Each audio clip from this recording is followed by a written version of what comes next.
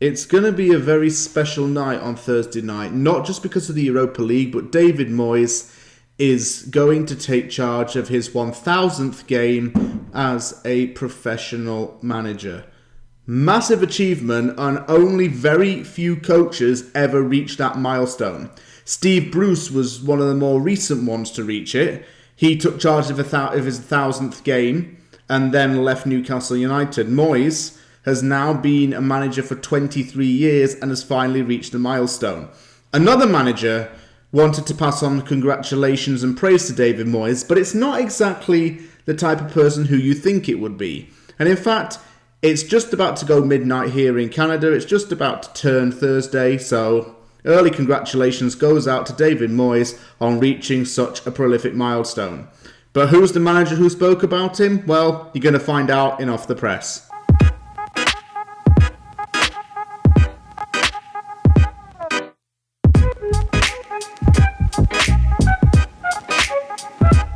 If you're a regular on From the Anvil's YouTube channel, you will know that I tend to record Off the Press on Monday. As you may know from previous videos, I was in BC for the weekend visiting my dad and stepmom's new place. And that took up a lot of my schedule over the weekend. I got back on Monday. My flight was delayed by 4 hours. It was pushed back. I had to drive an hour and a half to the airport in Kelowna. Waited for my flight, got back in Edmonton at around 5 p.m. local time, and was quite tired actually from a long day of driving and flying, so I didn't have time to do Off the Press. Also, the change in time zone made me feel jet lagged, and it's only an hour time difference, but I still felt tired. This week's Off the Press is going to be regarding all things West Ham, well, obviously, because that's what Off the Press is anyway. It's about 3 West Ham topics in the news. But these topics are quite important, I think, because they indicate significance in different areas. David Moyes has reached a managerial milestone, and another manager who is also been in the Premier League before has congratulated him on this achievement. West Ham has also honoured the inclusion of disabled supporters through a Purple Tuesday campaign, and a member of the under-23 team has finally got a call-up to play for the under-21s for his country. Let's get on with it, starting about David Moyes reaching his 1000th game as a manager. It was January 1998 when 34-year-old David Moyes first took charge of a football match. He was in the dugouts as the manager of Preston North End as North End took on Macclesfield Town. And if you wind forward the clocks to November the 4th, 2021, he's now 58 years old, and he's about to take charge of Genk versus West Ham United in the Europa League. Game number 1000 of his managerial career. That in itself is a fantastic milestone to reach. He's done it in the same month as Neil Warnock is set to take charge of his 1062nd game and become English football's record breaker for the most games managed. So he's in with some quite good company. Warnock's been a promotion specialist for many, many seasons. He's had, I think it's now 8 promotions as his time as a manager, and that's a record as well. But why does that have anything to do with this, you might be wondering? Well, Neil Warnock used to manage Sheffield United. Who else used to manage Sheffield United? Chris Wilder.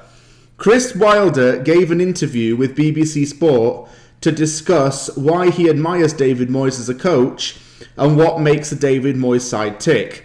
Wilder was he was in charge when David Moyes brought his West Ham team to Bramall Lane to play Sheffield United in January 2020, with Sheffield United winning the game 1-0.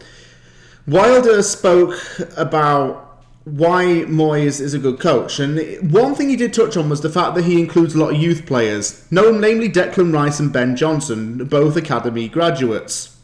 He's also said how David Moyes likes to look for lower league domestic talent, i.e. Jarrod Bowen. Wilder's mentioned how Moyes is as a person and how very blunt and very honest he is with his players. Just to briefly quote what he said, if a team's playing bad, he will say so. If a team's playing great, he'll say so, but he won't gloss it over. He won't candy coat anything. He'll tell you it as it is, and that's how he helps his players, by just being firm and blunt with them. He's an honest guy. That's what Wilder said. According to Wilder, Moyes is a very humble guy as well. And he's got a good relationship with a lot of other managers in the top flight. Also, Moyes has had an opportunity to manage abroad and manage in Spain, which managers such as British managers such as John Toshak have had the opportunity to do. Bobby Robson's done it as well. Moyes wanted to follow in their footsteps, and he kind of did so, managing Real Sociedad for less than a year. And I think what it is with David Moyes, the key to being successful to get to 1,000 games as a manager, is he's always wanted to prove people wrong. When he was appointed Preston North End manager, there were a list of other candidates for that job. He was a player at Preston North End at the time, and was coming towards the end of his playing days. There were names for that job such as Joe Royle, Howard Kendall, I think was in the running for that job as well. But he got it, and within 2 years, he got Preston promoted to what is now the Championship. And in 2001, he took Preston to the Championship. Well, it was then the Division 1 playoff final up against the Sam Allardyce-managed Bolton Wanderers. Bolton won it 1-0, and a few months after that, he replaced the late Walter Smith as Everton boss. It was at Everton where Moyes really had to prove himself, because he was still a very young coach and very early in his managerial career, but he wanted to show people why he was good enough for the Premier League. And it was the same kind of... I think Chris Wilder can relate to David Moyes in that sense, because Chris Wilder started off in a lot of lower leagues. He started off in League 2 in the Conference with Oxford United, and then within less than 3 years, he rose from being a League 2 manager to managing the Premier League. Moyes had the jump from League 1 to the Premier League within 4 years. And within that time, he was a very young and highly in-demand coach. He had got advice from Alex Ferguson about what jobs to take. He was offered the Sheffield Wednesday job, but Moyes spoke to Ferguson, who told Moyes not to take it. He said Everton was the right place. And that was another one of his mentors. And I think what it is with David Moyes as well, he's had a lot of mentors. And that's what's helped him get to 1,000 Premier League games. He's taken advice from older and experienced coaches in his native Scotland and applied that onto what he now has as his own ideology. He was 11 years at Everton, was always getting the team into Europe and had them compete with Liverpool, actually. And I think in his last 2 seasons, Everton finished above Liverpool in consecutive seasons. Manchester United, I think he did the best that he could there. Managing Spain was a dream come true for him because he could manage abroad. Sunderland was a job that had a lot of difficulties and he didn't really like. Then he had 2 stints at West Ham United. And West Ham, I think, is an ideal club for him. Because, as Wilder hinted, Moyes likes clubs with a strong infrastructure and a strong history, and West Ham provides that. But Wilder overall spoke very positively of Moyes, said why he's a great manager and what makes his team tick. Mainly focus on youth, domestic talent, and using the advice of other coaches. And I'm very proud to have him as manager of this club. It's a proud achievement for him and his family. I wish to congratulate Moyes yet again on reaching this fantastic accomplishment, and he's going to take charge of his 1,000th game. Well done to him, and many congratulations on your successful managerial career. Long may it continue for you. Over the years, football has aimed to become a lot more inclusive towards different people of different groups and backgrounds, and one underappreciated group, shall we say, over the years has been disabled fans or fans who have less accessibility than others. And that's where Purple Tuesday comes in, because the focus of that is to raise awareness of maybe the constraints and the limitations that some disabled people may have. And West Ham wanted to use that occasion and that day to dedicate time to improve customer experience for fans who have access problems. This includes adding different elements to the club shop, i.e. disabled facilities, ramps, braille writing as well, an enable accessibility toolbar at the corner of each page of the computers for people who have problems with reading and speech. There's a text-to-speech functionality.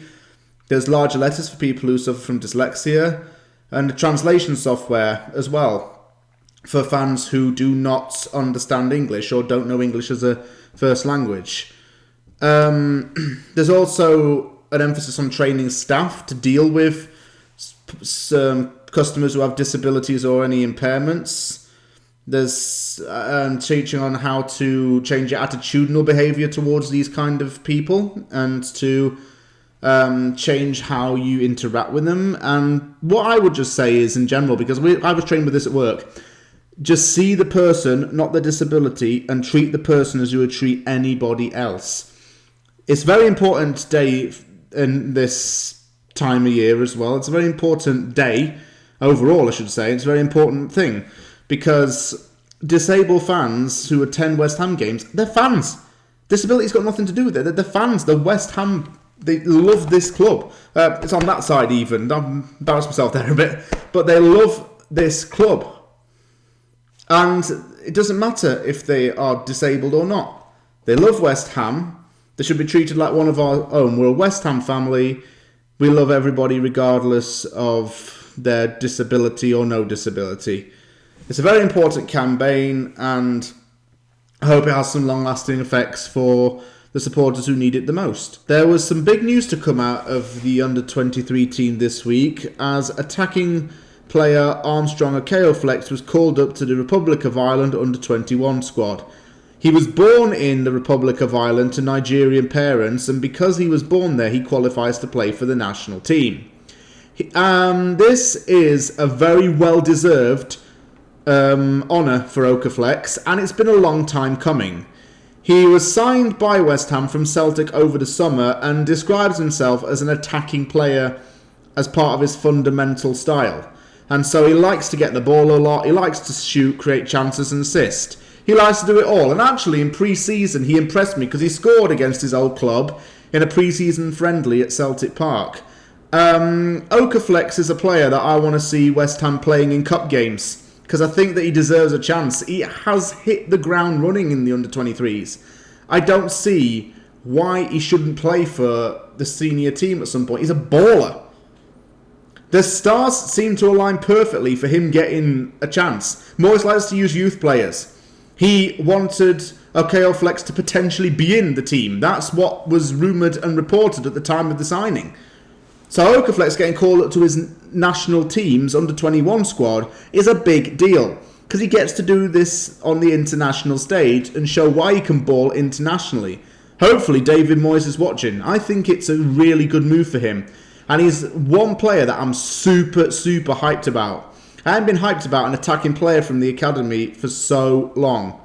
He's the one, and I think he's on to bigger and better things in the future. Thank you very much for watching this episode of Off the Press. If you liked the video, hit the like button and don't forget to subscribe for more content. In a few hours time, well actually it's going to be around 10 hours time at the time of recording, I'm going to be watching the Genk game, and as per usual I'm going to be doing my post-game review after that. Thank you very much for watching this video, take care everyone, and I'll see you all soon.